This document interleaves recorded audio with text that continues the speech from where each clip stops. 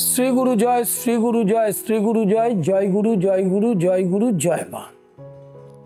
কৌলাচার্য পণ্ডিত Shri অর্পণের YouTube চ্যানেলটা subscribe করুন, জ্যোতিষ অনুষ্ঠানে চোখ রাখুন। আজকের অনুষ্ঠানের যে বিষয়, কখন ভেঙে যায় প্রেম বিবাহ। বিবাহ আর প্রেম বিবাহ এই দুটোর পার্থক্য কি? একটা হচ্ছে আমাদের যে সামাজিক ব্যবস্থা, সেখানে ছেলে মেয়ে বড় হতে থাকলেই বাবা মা বিয়ের প্রস্তুতি নেয়, সম্বন্ধ দেখে এবং দেখে পারিবারিকভাবে বিবাহটা ঠিক করে। এটাকে সামাজিক বিবাহ দুটোই, কিন্তু এটা সম্বন্ধ দেখে বিবাহ। আরেকটি হচ্ছে পুরুষ এবং নারী, তারা বিবাহ সূত্রে আবদ্ধ হওয়ার আগে কোনোভাবে কলেজ লাইফ, স্কুল লাইফ, কোনো প্রফেশনাল ক্ষেত্র, সেখান থেকে একটা যোগাযোগ হয়, সেখান থেকে প্রেমের সৃষ্টি হয় এবং সেই প্রেম বিবাহিত জীবন ভালোভাবে কাটাবে এরকম একটা মানসিকতা নিয়েই একে অপরকে চিনতে শুরু করে এবং প্রেমটা চলতে থাকে। কিন্তু বিধাতার বিধান, সেখান থেকে সৃষ্টি হয় প্রেমে বিভিন্ন রকমের প্রতারণা, রিলেশনশিপ বিচ্ছেদ, বিবাহ ভেঙে যায়। অর্থাৎ যিনি প্রেম করেছিলেন, দেখা যাবে তিনি বিবাহ করবেন না, সেটা পুরুষ হতে পারে, নারীও হতে পারে, যেভাবেই হোক সেই প্রেমটা ভেঙে যায়। এই ভেঙে যাওয়ার কারণটা কি? সপ্তমে যদি শুক্র রাহু যুক্ত থাকে, সপ্তমে রাহু নিচস্থ থাকে, সপ্তমে রাহু মঙ্গল যুক্ত থাকে, সপ্তমে শুক্র শনি যুক্ত থাকে, পঞ্চমে শুক্র রাহু যুক্ত থাকে, পঞ্চমে শনি রাহু যুক্ত থাকে, পঞ্চমে শুক্র রাহু শনি তিনটি গ্রহ থাকে, চন্দ্র পঞ্চমে নিচস্থ রাহু থাকে, রাহু যুক্ত হয়, লগ্নপতি বলহীন হয়, লগ্নে শুক্র শনি যুক্ত থাকে, লগ্নে চন্দ্র রাহু যুক্ত থাকে, লগ্নে রাহু চন্দ্র থাকলে সপ্তমে কেতু থাকবে। এই যে যোগগুলো ভালো করে শুনবেন, এই যোগগুলো থাকলে আপনি প্রেমকে বিবাহে রূপান্তরিত করতে পারবেন না। হয় একাধিক প্রেমে যুক্ত হবেন, প্রেম বিচ্ছেদ হবে, প্রেমে তৃতীয় ব্যক্তির প্রবেশ হবে, প্রেমজ সম্পর্ক নিয়ে অশান্তি হবে, এমনকি মৃত্যু পর্যন্ত হতে পারে।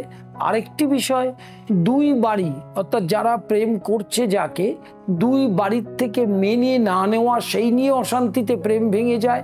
সেক্ষেত্রে ফোর্থ হাউসে চোখ রাখতে হবে। চতুর্থ ভাব যদি পীড়িত হয়, চতুর্থ পতি যদি অষ্টমে থাকে, চতুর্থ পতি যদি লগ্নপতি যুক্ত হয়, চতুর্থ পতি যদি দ্বাদশপতি যুক্ত হয়, সেইখানে ওই শুক্র রাহু, শুক্র মঙ্গল, শনি রাহু, চন্দ্র রাহু, তাহলে কিন্তু আপনার প্রেমজ সম্পর্ক বিবাহিত জীবন তৈরি করতে দেবে না। তাহলে আগে থেকে তার প্রতিকারের ব্যবস্থা করতে হবে।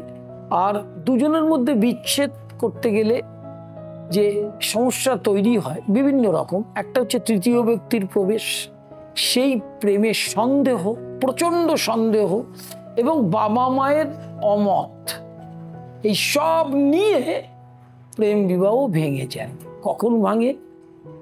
গোচরে যদি রাশির সপ্তমে শুক্র রাহু থাকে, রাশির পঞ্চমে মঙ্গল রাহু থাকে, রাশির অষ্টমে শুক্র রাহু মঙ্গল থাকে, রাশির অষ্টমে শনি থাকে এবং চতুর্থ ভাবে একাধিক পাপগ্রহ পীড়িত থাকলে তখন মন শেষ হয়ে যায়, বিতৃষ্ণা আসে, তখন এমনকি প্রেম থেকে সেখানে আত্মহত্যা পর্যন্ত হয়। সেই জন্য আপনাকে খুব ভালো করে রাশিচক্রটা বিচার করে দেখতে হবে আপনার প্রেমটা বিচ্ছেদ হবে কিনা। এক, দুই হচ্ছে সেই বিচ্ছেদের ফলে আপনি প্রেম বিবাহ থেকে বঞ্চিত হবেন কিনা।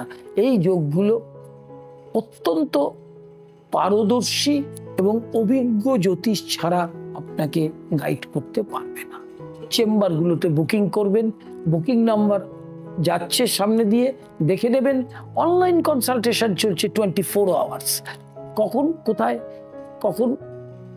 কোথায় বসছি সমস্ত কিছু বুকিং নাম্বারে ফোন করে জেনে নিতে পারবেন। আর ইন্ডিয়ান ট্র্যাডিশনাল অ্যাস্ট্রোলজি, বেদান্ত, তন্ত্র তার ক্লাস চলছে, সেই ক্লাস ভর্তি চলছে। যারা ইচ্ছুক তারা অবশ্যই ওই নাম্বারে বুকিং করে আসতে পারেন।